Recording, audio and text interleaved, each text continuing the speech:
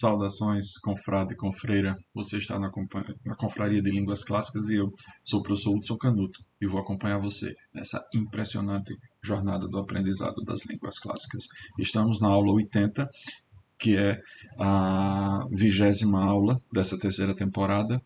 Então, se você está aqui nos acompanhando esse tempo todo, deixe aqui um comentário, explique se o seu conhecimento do latim melhorou com essas aulas, porque esse retorno que vocês dão é importante para que a gente saiba, uma vez que não temos avaliações, provas, fica mais fácil para a gente perceber o que está dando certo e melhorar o que estiver dando errado. Então, essa corresponde à Lectio undétricésima do livro do Paulo Rona, esse Gradus Tertius, que já falei dele na aula passada, está reeditado e está na Amazon. Eu vou deixar novamente o link cá embaixo para aquisição desse livro, quem tenha interesse em fazê-lo. Bom, não esqueçam do Tríplice, curta, comente, compartilhe, porque vai dar relevância ao canal no entendimento do algoritmo do YouTube. E hoje nós vamos para esse texto interessante chamado De Sapientia Zenones. Infelizmente, procurei bastante e não encontrei esse texto em nenhum lugar. Não encontrei nenhuma referência sobre ele. E não quer dizer que não exista, mas eu simplesmente não achei. Procurei na internet, procurei naquele livro que estávamos usando antes de Valério Máximo, e nos 9 livros nada há sobre. Há uma única referência a Zenão nos 9 livros, mas não é essa que está indicada aí no material. Nós estamos entre as páginas 87 e 88 desse material. Vamos adiante. Aqui está a figura de Zenão. Zenão, filósofo aquele que a gente vê em filosofia pré-socrática, o dilema da flecha, né? Se Aquiles, acho que era Aquiles, que é um homem veloz, e uma flecha, se você atirar os dois, nenhum deles é mais rápido do que o outro, porque o movimento não existe, segundo Zenão. Mas vamos adiante. Aqui está. De Sapientia Zenonis. Zeno philosophus inepta loquenti adolescentulo, id circo inquiti. Aures habemus duas, et os unum, ut plura audiamus et pauca loquamur. Bonito texto, né? Sobre a sabedoria de Zenão. Zenão, o filósofo Zenão, inquite, esse inquite aqui faz parte da oração principal, porque ele é uma oração intercalada aqui, na verdade. Então, inquite, Zeno philosophus inquite, adolescentulo loquenti inepta. O filósofo Zenão diz a um jovenzinho que falava coisas vazias, coisas tolas, inepta, e de Quirco, aures habemos duas. Por essa razão, e de Quirco, por isso, habemos aures duas orelhas, et os unum, e uma só boca. Ut plura audiamos, para que, aqui é uma oração subordinativa final, para que ouçamos mais, et pauca loquamur, e falemos menos, para que ouçamos muitas coisas, literalmente aqui é plura, aqui é um neutro plural, um acusativo neutro plural, para que ouçamos muitas coisas, at pauca loquamur, mas falemos poucas coisas. O at, às vezes a gente poderia, na hora que eu estava lendo o texto, eu li et, só que depois eu vi com calma at. At é um sinônimo de sed, mas. Então, por isso, temos duas bocas, temos duas orelhas e uma só boca, para que ouçamos muitas coisas e falemos poucas, para que ouçamos mais e falemos menos. Vamos adiante. Bom, eu não sei por qual razão eu reproduzi aqui, mas Roney, aproveitando do verbo loquamur ali, resolve falar sobre a conjugação da voz passiva. É verdade que o verbo, a conjugação ali está na forma passiva, mas aquilo se trata de um verbo depoente, de que já falamos. Mas vamos aqui. Vamos ver aqui o que nos diz Ronen.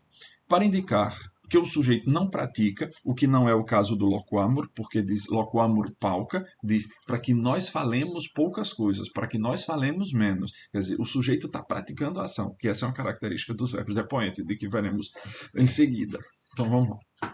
Para indicar, essa introdução aqui sobre a conjugação da voz passiva não tem nenhuma motivação no texto mesmo que Ronay adota, simplesmente a forma. Para mim não seria justificativo, mas também eu não poderia deixar isso passar. Mas aí eu vou fazer a correção. Para indicar que o sujeito não pratica, mas sofre a ação, servimos-nos da voz passiva, como acontece em português. Em português, a voz passiva forma-se mais comumente com o particípio passado do verbo conjugado, mais os tempos do verbo ser. Em latim, só os tempos do perfecto, que são os tempos derivados do pretérito perfeito, é que se formam dessa maneira.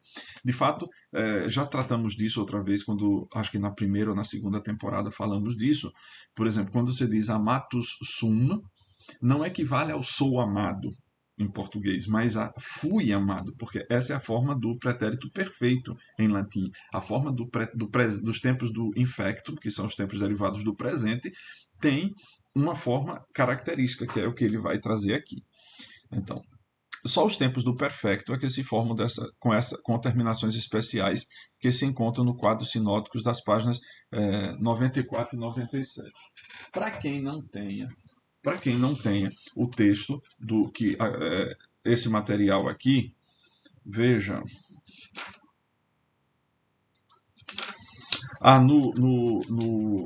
No 1 não tem. O tempos da voz passiva está no grado secundos, então é a segunda temporada. Mas aqui nesse material está nas páginas 94 e 97, de que já tratamos dela. Para formar qualquer dos tempos do infectum, que são os tempos derivados do presente, se toma o tempo correspondente da voz ativa, por exemplo, o tempo do presente, amo, presente indicativo.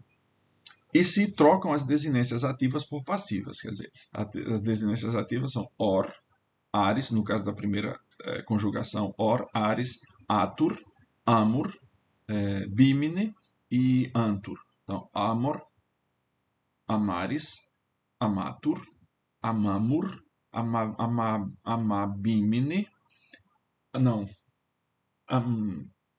amamine e amantur. Desinências ativas da passiva. Assim, para formar o presente indicativo da voz passiva de amo, tomamos o mesmo tempo da voz ativa amo, amas, amat, amamos, amatis, amat, e substituímos as terminações por amor, amares, amatur, amamur, amamine e amantur. Da mesma forma, o imperfeito amabam, que aí vai fazer amabar, amabares, amabatur, amabamur, amabimine e amabantur.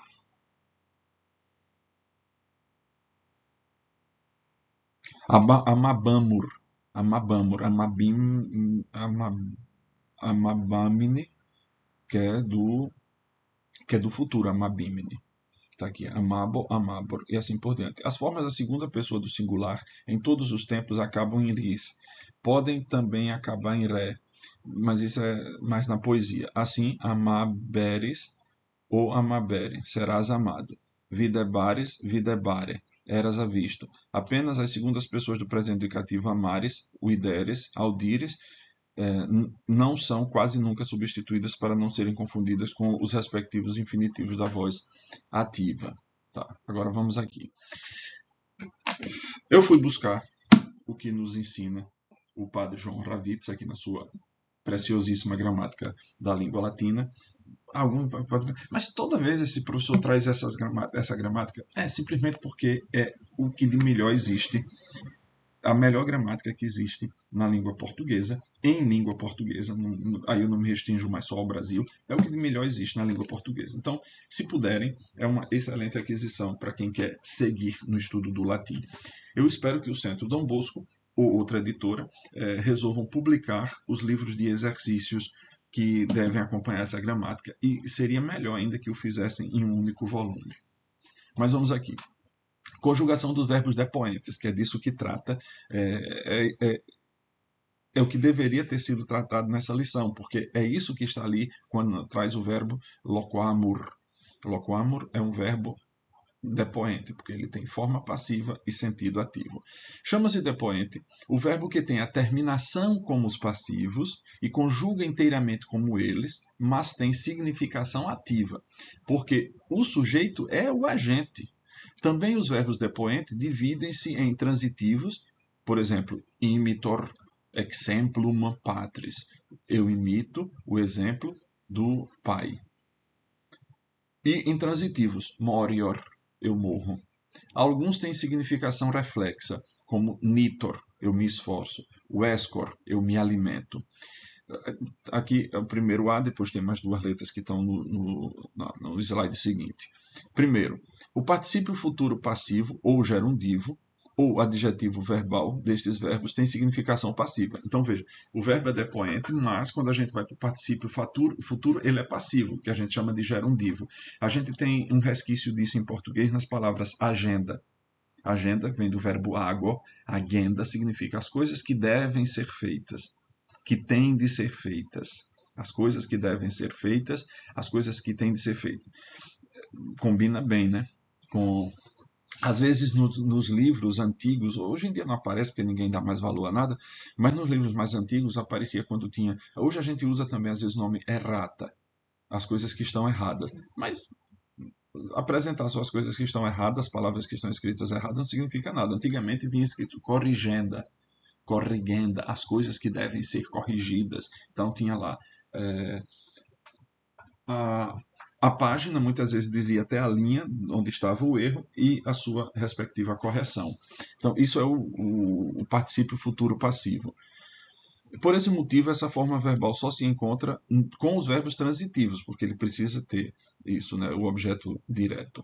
Os intransitivos só têm o gerundivo com as terminações em dum, no gênero neutro, unido com o verbo esse, por exemplo, moriendum est, deve-se morrer. Mas esse aqui faz parte de uma perífrase verbal. Isso aqui a gente vai ver também aqui na gramática do padre João Ravissa, na parte onde ele vai falar sobre a perifrástica verbal. Eu não sei dizer a vocês exatamente onde está, nem vou procurar agora, mas tem uma parte ali chamada a perifrástica verbal, a construção perifrástica verbal, que vai falar disso. O que é uma perífrase? É quando você faz um arrudeio para dizer uma coisa. Então, moriendum est é o que deve morrer. Vamos adiante. O 2, ainda da letra A.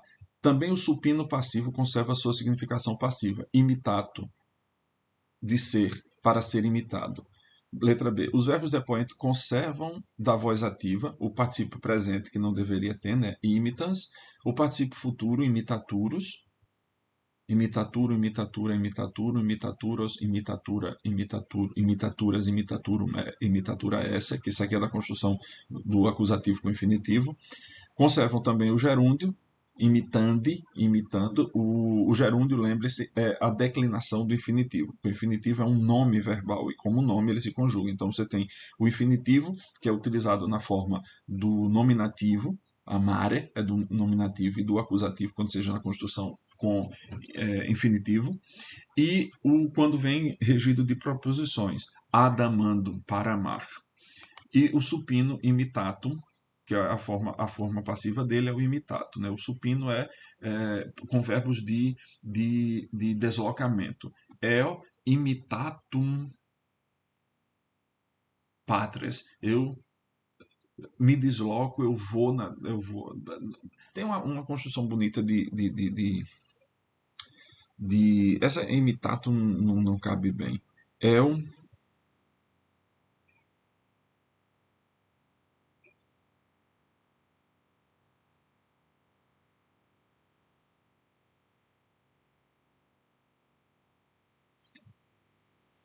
é um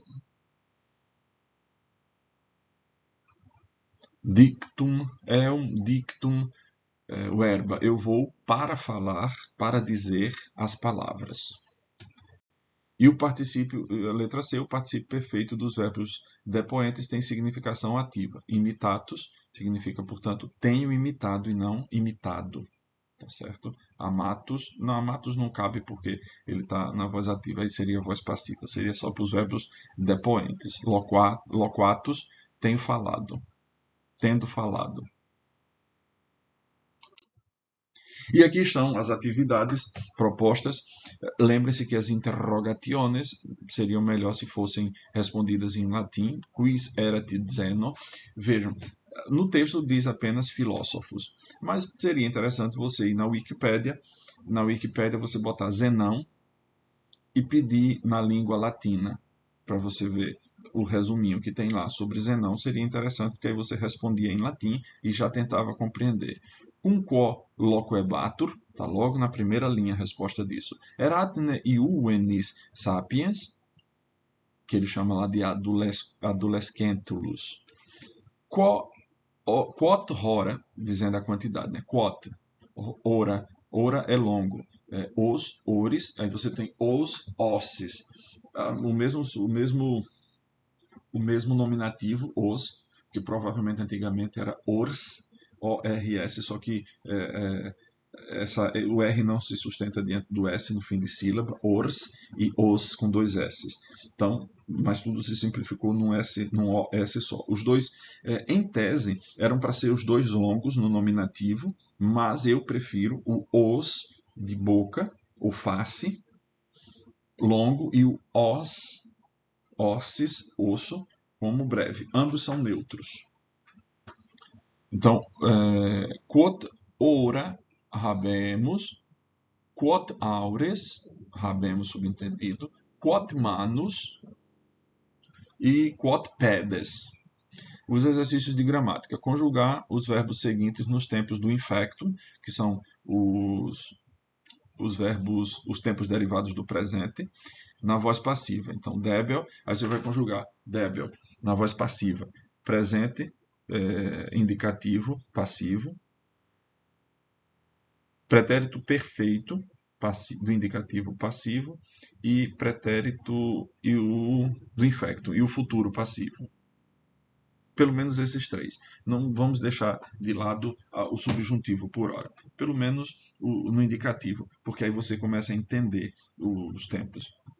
Separar entre as formas seguintes de tenel, as formas que são ativas e as da passiva. Então, tenes, teneres, tenereres, e aí você é só consultar a tabela de verbos.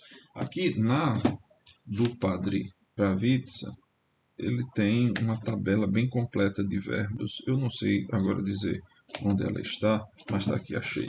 Então, é provável que o verbo tenere apareça ali. Mas se não aparece o tenere, você tem o verbo habere, que é do mesmo tipo, e o verbo audire, terceira conjugação, segunda conjugação, voz ativa, está aqui. Está no número 98 da gramática do Padre João Ravitz. Então você tem tenel, aí você tem aqui delel. É só você olhar, fazer uma comparação aqui na tabela e responder vendo as terminações. E aí você separa. Esse é ativo, você faz duas colunas, ativa, passiva. E bota quem seja de quem em cada parte das colunas, né? Na coluna ativa todos os ativos, na coluna passiva todos os passivos. E aí, meus caros, a gente chegou ao fim dessa aula. Espero que tenha sido útil para vocês. É sempre um prazer estar aqui tentando ajudá-los a caminhar, a guiá-los nessa caminhada no rumo dos estudos clássicos. E dizer não, ficou aquele dito. Unum